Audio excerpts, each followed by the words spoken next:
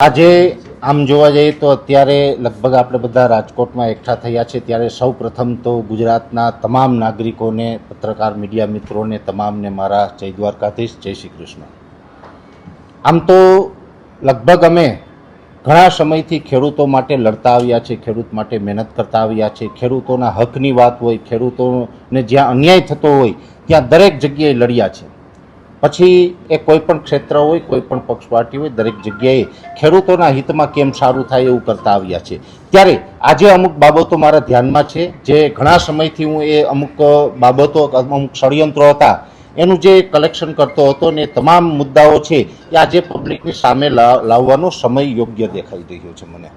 જેની અંદર ખાસ કરીને ખેડૂતો કે જેના માટે થઈને અમે દિવસ રાત મહેનત કરી રહ્યા છીએ, આવા ખેડૂતોની ખંભા ઉપર બંદૂક રાખીને જો કોઈ પાર્ટી ફોડવાનો પ્રયત્ન કરતા હોય, ખેડૂતોના નામે ક્યાંય ને ક્યાંય માત્ર એમનો હેતુ છે એ સત્તા હોય, તો આ વાત છે એ સાખી લેવામાં ન આવે. ખાસ કરીને ખેડૂતોનો દુરુપયોગ થતો હોય ત્યારે અવાજ ઉઠાવો એ એક મારી નૈતિક ફરજ છે, જવાબદારી છે.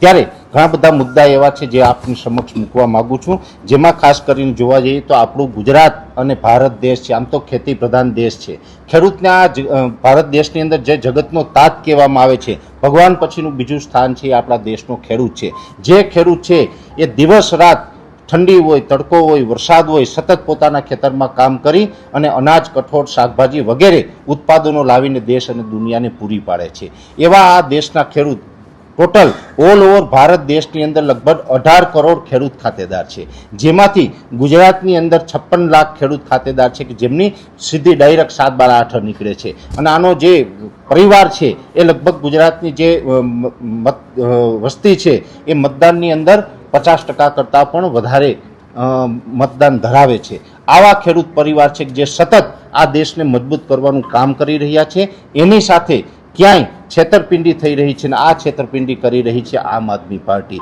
એટલા માટે થઈને ઘણી બધી વાતો છે એ આપની સમક્ષ લઈને આવ્યો છું.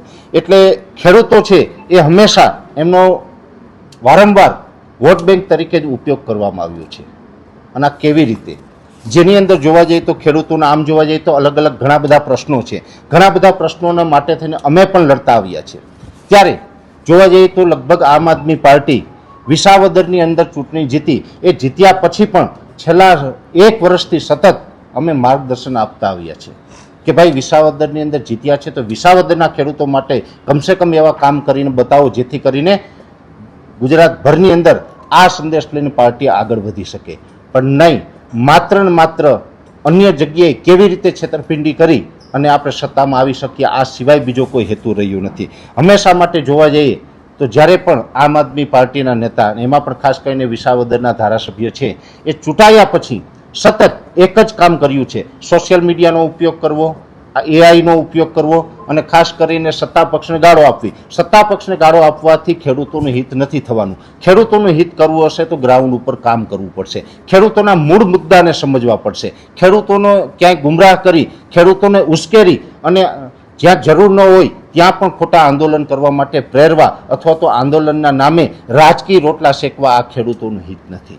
ત્યારે વિસાવદરની અંદર હંમેશા આ વસ્તુ થતી આવી છે અને આજે વિસાવદર છે એ ઘણા સમયથી જે એક અપેક્ષા રાખતું હતું, વિસાવદરના ખેડૂતો છે એમને ગોપાલભાઈ ઇટાલિયાને મત આપી ચૂંટી અને વિધાનસભામાં મોકલ્યા છે. ત્યારે ઘણી બધી આશા અપેક્ષાઓ હતી કે વિસાવદરથી ગોપાલભાઈ ઇટાલિયા છે ચૂંટાઈને જશે ને અમારા માટે કાંઈક કામ કરશે. ત્યારે આજે 1 વર્ષની અંદર એક પણ કામ એવું નથી કે જે આમ આદમી પાર્ટી બતાવી શકે કે અમે અહીંયા વિસાવદરની અંદર ધારાસભ્ય ચૂંટાયા પછી તમારો મુદ્દો ઉઠાવ્યો છે. કેમ કે ખેડૂતોના અનેક મુદ્દાઓ છે જેની અંદર જોવા જઈએ તો ખેડૂતોનું પાક વીમો હોય, પાક નુકસાનીની વાત હોય, ઘણી બધી યોજનાઓ છે, પાક સહાયની વાત છે, ટેકાના ભાવે ખરીદીની વાત છે.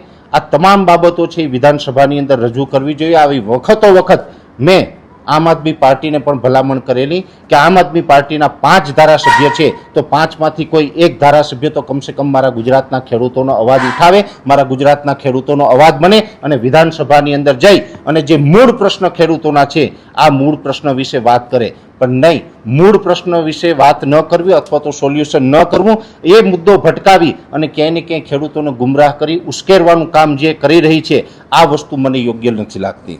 ખાસ કરીને દિલ્હી અને પંજાબ, આમ જોવા જઈએ તો દિલ્હી અને પંજાબની અંદર જે ત્યાંથી નેતાઓ છે ને એ અહીંયા આવે છે અને એની અંદર પણ જે ચાલી રહ્યું છે તે પણ મને ઠીક નથી લાગતું. આપણા ગુજરાત માટે, ગુજરાતની અસ્મિતા માટે, અથવા તો કહી શકાય કે ગુજરાતના ખેડૂતોના સ્વાભિમાન સાથે ક્યાંય ને ક્યાંય છેતરપિંડી અને ચેડા થઈ રહ્યા છે.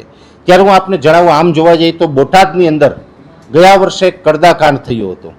આ કડદાકાંડની અંદર અનેક ખેડૂતો છે એ નિર્દોષ રીતે આનો ભોગ બન્યા હતા અને આ કડદાકાંડ પછી દિલ્હીના પૂર્વ મુખ્યમંત્રી અરવિંદ કેજરીવાલ અને પંજાબના વર્તમાન મુખ્યમંત્રી ભગવત માન જે ગુજરાત આવ્યા, અને ગુજરાત આવ્યા ત્યારે પણ મેં એમને અપીલ કરી હતી કે ભાઈ અમે વર્ષોથી તમારી સાથે છે, તમારી સાથે જોડાયેલા છે, પણ ક્યાંય ને ક્યાંય જો ખેડૂતોનું હિત કરવું હોય તો તમે આવી રહ્યા છે તો પહેલું તો તમારે કામ એ કરવાની જરૂર છે કે અત્યારે ગુજરાતના ખેડૂત આગેવાનો અને ગુજરાતના ખેડૂતો છે એ ક્યાંય ને ક્યાંય જેલના સળિયા પાછળ બંધ છે.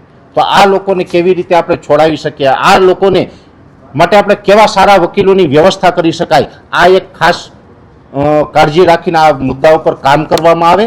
અને બીજો મેં એક મુદ્દો કીધેલો હતો કે જે તે સમયે જ્યારે અરવિંદ કેજરીવાલ અને ભગવત માન એ અહીંયા ગુજરાતની અંદર આવ્યા ત્યારે ગુજરાતની અંદર દિવાળી પછીના સિઝનની અંદર એક ખૂબ મોટું માવઠું થયું હતું, ઐતિહાસિક માવઠું થયું હતું.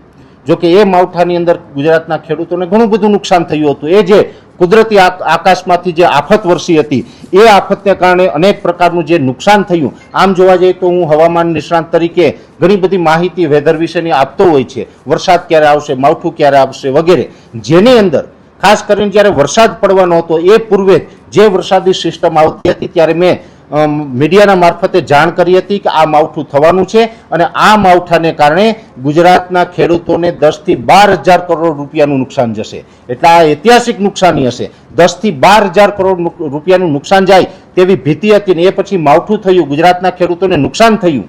ત્યારે સરકાર સામે અમે મીડિયાના મારફતે અવાજ ઉઠાવતા હતા કે સરકારે આની અંદર ખેડૂતોને કાંઈક વળતર આપવું જોઈએ. પાછળથી જે પણ આ 10 થી 12,000 કરોડ રૂપિયાની જે નુકસાનીની વાત હતી એની અંદર સરકારે પણ 10,000 કરોડ રૂપિયાની ફાળવણી કરી. પણ મેં જે તે સમયે પંજાબના મુખ્યમંત્રી પાસે એક વિનંતી કરેલી કે તમે પંજાબથી ગુજરાત આવી રહ્યા છો, ગુજરાતની અંદર તમે ખેડૂતોની વાત કરવા આવી રહ્યા છો, તમે ખેડૂતોનો મુદ્દો લઈને આવી રહ્યા છો, તો જો તમે વાસ્તવમાં ખેડૂતોનો મુદ્દો લઈને આવી રહ્યા હોય તો તમારે પંજાબની તિજોરીમાંથી પણ ગુજરાતના ખેડૂતોને કાંઈક મદદ કરવી જોઈએ. ઘણી વખત આપણે ભૂતકાળમાં પણ એવું બનેલું છે કે કોઈ આપાતકાલીન સ્થિતિ ઊભી થાય, કુદરતી આફત આવે જેની અંદર અતિવૃષ્ટિ હોય, હોનારત હોય, વાવાઝોડું હોય, ધરતીકંપ હોય, આવી જ્યારે પરિસ્થિતિનું કુદરતી નિર્માણ થતું હોય છે ત્યારે ભૂતકાળની અંદર ઘણી બધી સરકારોએ એક રાજ્યની સરકારે બીજા રાજ્યોની સરકારોને મદદ કરેલી છે.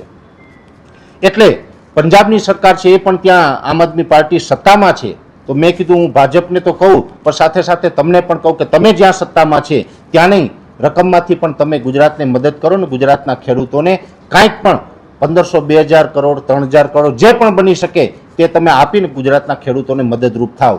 ત્યારે પંજાબના મુખ્યમંત્રી અને દિલ્હીના પૂર્વ મુખ્યમંત્રી અરવિંદ કેજરીવાલે ગુજરાતની અંદર આવીને માત્ર ને માત્ર 2027ની ચૂંટણીની વાત કરી. ખેડૂતોને અમે કયા રીતે મદદ થઈ શકીએ એ બાબતની કોઈ વાત ન કરી. ખાસ કરીને ત્યારે ગુજરાતના ખેડૂતોને જરૂર હતી કે એમને મદદ જોઈએ છે. ગુજરાતના ખેડૂતો છે